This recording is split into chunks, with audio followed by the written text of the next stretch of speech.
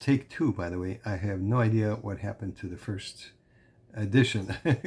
I did record it, and I see it was recorded, but who knows?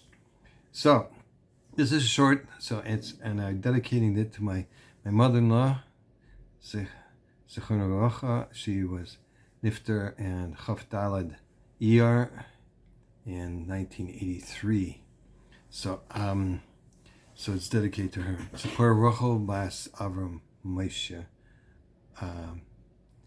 This very special lady, a queen, absolutely queen, and real tzaddikus. So my wife could tell you more stories. But in the meantime, it was the she died on a Shabbos, on the 24th day of ER, and that was the 39th day of the Sphira, which is the same day as today. 39 days in the Sphira. Okay, that is another significant issue. Okay, anyway, let's go on to the Zera Shimshon. It's there's no interest on mitzvahs. It says, "La'al tikach mi'itay neshech v'tarbis es kas b'chol leisitin v'neshech." Do not take from him interest and increase. Do not give him your money for interest. Now, the interesting thing is that when I was translating this into Shnayim Mikra Echad Targum, and the word for neshech comes in the Targum is mechubalaya. Chublaya is being like a mechabel, means a destroyer. Somebody destroys things. So it's interesting the way they translate that. Okay, the Kamor in Baba Basra Tanei writes that Hashem lends to those who give tzedakah and help the poor. As the verse says, Avid ish malve. Whoever is gracious to the poor, Hashem lends to Hashem. It's a pasuk in Mishlei. As seeming proof of the Gemara statement that Hashem lends to those who give charity to their poorer brethren. How could the Rebbeinu Shalom reward someone who gives tzedakah and spends money to fulfill the mitzvahs of lending them reward above and beyond the payment they receive for doing a mitzvah?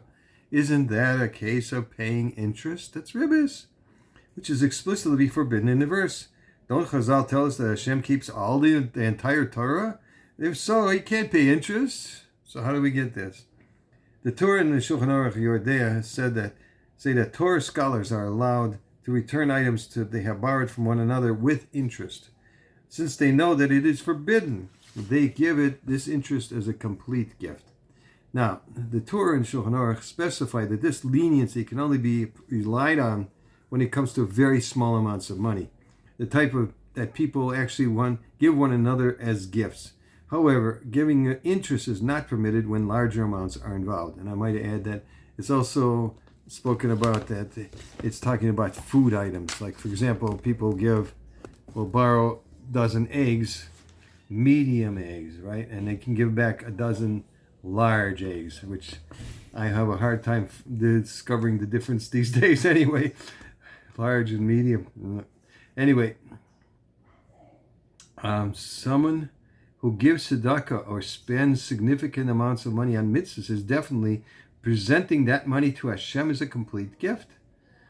As the Mishnah says, be like the servants who serve their master without thought of reward in Pirkei Avos, right?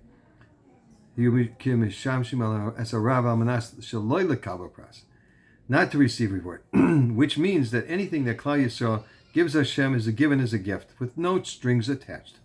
Furthermore, the reward that Hashem is promising here is small, since He only gives the interest in this world. As the Mishnah writes, a person partakes of the interest in this world, while the principle remains intact for the world to come. That's a Mishnah in Peah, which a lot of people do say before the davening every day. And take into account the Mishnah says, 1 hour of enjoyment in the world to come is infinitely greater than all of life in this world. So says Pirkei Avos 4:22, which means that Hashem considers that which He gives us in this world to be insignificant, just a small gift, and there is no problem of interest. So says the Zera Shimshon, and we may have a wonderful Shabbos Mevorchin and Behar-Bechukosai, a double parsha, coming as quickly as possible to Shavuos, to receive the Kabbalah Satira b'Maloyai. Take care.